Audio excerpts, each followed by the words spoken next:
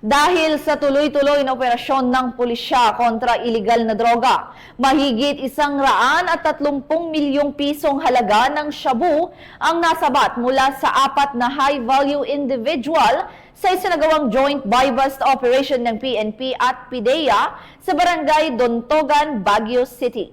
Tinutukan niya ni Patrolwoman Liam Sumkad.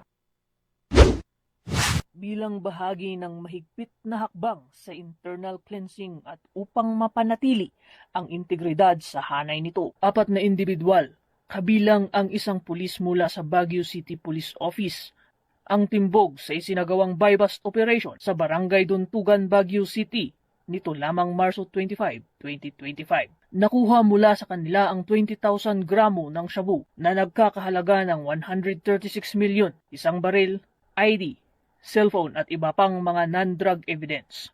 Mahaharap sila sa kasong paglabag sa RA 9165 o Comprehensive Dangerous Drugs Act of 2002. I want to say congratulations sa mga personnel involved sa operations na ito. Unang-una sa PIDEA, sa RPDEO at other involved units. Ang masabi ko is malulungkot ako. Masaya na malungkot. Masaya dahil nahuli natin itong kasamaan na pulis na gumagawa ng hindi maganda.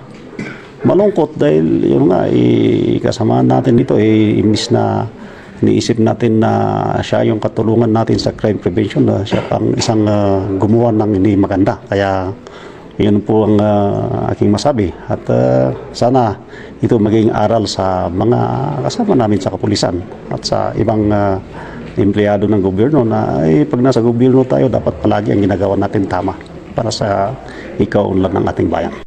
Hindi papayagan ng Baguio City Police Office ang anumang illegal na gawain sa aming hanay. Naninindigan kami sa aming tungkulin na tiyakin na ang mga lumalabag sa batas ay mapapanagot ng Baguio City Police Office sa pamumuno ng aming City Director na si Police Colonel Roel Tagal at patuloy na paigtingin ang kampanya laban sa illegal na droga. Tinitiyak ito ng BCPO na patuloy ang pagsasagawa ng mga random drug testing at meron pa yung pagpapapirma sa aming miyembro ng sertifikasyon na hindi kami masasangkot sa illegal na mga gawain. Pati na rin yung aming patuloy na pagkandak ng Police Information and Continuing Education ay yung tinatawag nating PICE upang sa ganon mapanatili ang integridad at professionalismo. Magiging tatas tayo sa investigasyon. Mapaparusahan siya sa kasong Section 5 of the RA 9165 at the same time Section 11 or yung possession of dangerous drugs.